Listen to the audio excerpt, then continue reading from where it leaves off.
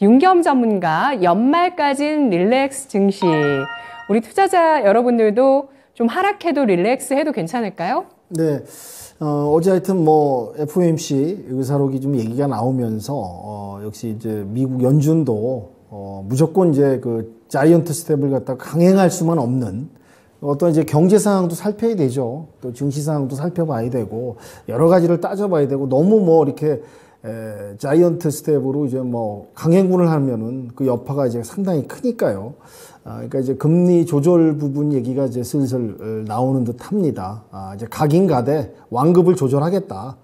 이제 그런 언급이 나오면서 이제 달러 인덱스도 조금 이제 내려왔고요. 이제 전반적인 여건 상황이 그래도 조금은 한숨을 돌릴 수 있는 그런 시장이 아닌가.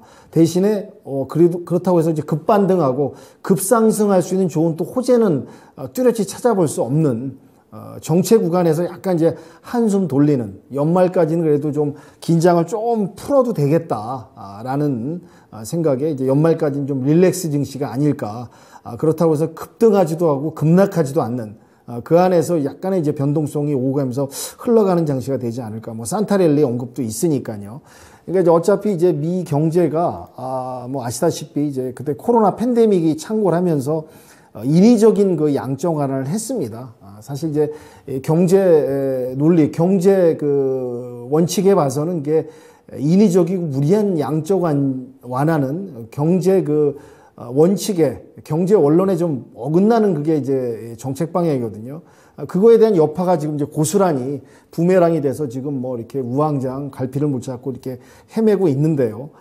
지금 뭐 경기 침체의 언급도 나오고 둔화 언급도 계속 나오고 있습니다. 그러니까 이제 인위적으로 이제 뿌려놓은 씨앗이 이제 부메랑이 돌아왔기 때문에 경기 둔화하고 침체는 통과해야 될, 맞닥뜨려야 될 이제 어떤 의식이고 통과 과정인데요.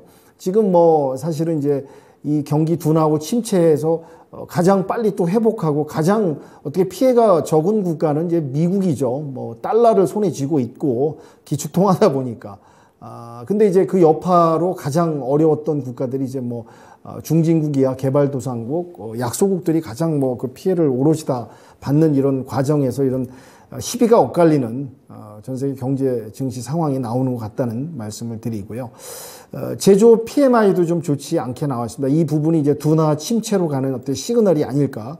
이런 상황이 되는데 이런 부분에 있어서 이제 미 연준이 이제 금리를 좀 조절하는, 완급 조절하는 이런 부분에 있어서는 하여튼 연말까지는 크게 리스크 위험은 따르지 않겠다라는 부분이 생각이 듭니다. 그러니까 이런 상황을 염두하시면서 증시를 지켜보시면 될 것 같고요. 중국 증시 같은 경우 지금 중국 당국이 코로나 때문에 이러지도 못하고 저러지도 못하는 지금 한마디로 또 중국 당국도 갈팡질팡하고 있습니다. 그러니까 이걸 갖다가 억압하자니 이제 불만, 민심의 폭증이 일어나고요. 또 이제 이게 풀어주자니 또 이제 확산하고 뭐 사망자, 뭐 의료 체계도 지금 아직도 그렇고 트라우마도 있다 보니까 아주 뭐 애매한 스탠스를 취하고 있고 지금 골머리를 앓고 있죠. 그러다 보니까 이제 이 OTT 얘기도 나오는 게 이걸 좀 이 봉쇄를 강화하다 보니 민심의 불만을 갖다 좀 다독이고 누그러뜨리기 위해서 6년 만에 이걸 제기하는 거 아닙니까? 그러니까 이제 어떤 이제 관심을 돌리려는 어떤 불만. 지금 뭐 중국은 봉쇄가 심해가지고 뭐 나가지도 못하고 뭐 이동도 못하고 한 번 봉쇄되면 꼼짝마다 보니까 이제 뭐 그런 얘기가 나옵니다. 월드컵에서 다 마스크 벗고 응원하는데 우리는 뭐냐.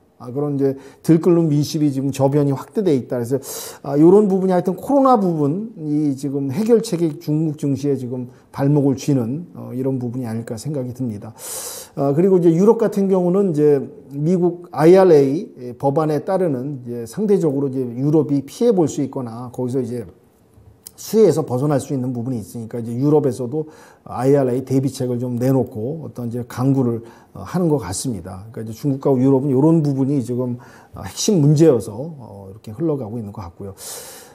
국내 같은 경우 이제 금통위에서 이제 베이비 스텝을 밟습니다. 0.25를. 그리고 미국하고 1% 차이 나니까 어차피 이제 갭을 메꿔야 되니까 베이비 스텝이지만 이제 여러 횟수에 의해서 이제 뭐 금리를 또 맞춰가야 되니까요. 여러 가지 이제 맞물려 있는 부분이 있으니까요. 그러다 보니 역시 현금을 많이 갖고 있는 기업, 유동성이 풍부한 기업, 부채가 적은 기업이 이런 어려운 시장에서 살아날 수 있지 않을까. 그건 뭐 공통적인 의견인데요. 여하튼 간에 이제 종목들 접근하실 때 부채 비율, 재무 비율, 유동성 비율을 잘 따져보시고 이런 고금리 시대에서는 현금이 확보되어 있는 기업이 그래도 버티고 유지할 수 있고 주가 상승을 기대할 수 있는 그런 키가 아닐까 생각이 듭니다. 그래서 조금 오늘 이제 관심 있게 좀 봤던 부분은요, LG화학이 이제 고려하고 이제 IRA 공동 대응 해갖고 이제 지분하고 금액을 갖다 이렇게 교환하는 그런 부분이 다 얘기가 나왔습니다. 관련주 한번 좀 보셨으면 좋겠고요.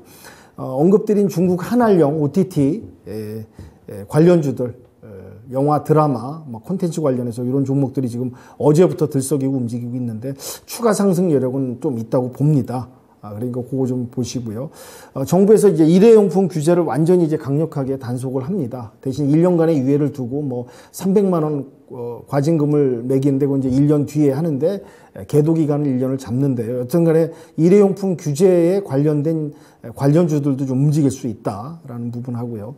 애플페이가 이제 본격적으로 상력하는 이제 완전히 이제 시작되는 기미가 보이고 있습니다. 그래서 이제 NFC 관련주 한번 보셨으면 좋겠고, 어제 뭐 일론 머스크가 대통령하고 이제 화상 회의를 했는데 워낙 이 사람도 좀 말이 좀 뻥이 좀 심하고 과장된 부분이 있는 인물이다 보니까 이제 뭐 투자 부분이 이제 어떻게 진행될지 모르겠습니다. 투자를 갖다가 지금 어느 정도 이제 어느 정도 지금 정도 생각을 하고 있다, 그 정도 얘기인데요. 하여튼 이제 관련주들도 한번 체크해 보셨으면 좋겠고, 오늘 제가 관심 있게 봤던 섹터는 자동차, 전기차, 그다음에 전기, 제약 쪽, 요 관련 언급 이슈되는 기사가 또 나오고 있습니다. 이렇게 해서 관심 섹터 말씀드리고, 이따 관련된 추천주 한번 또 말씀드리도록 하겠습니다.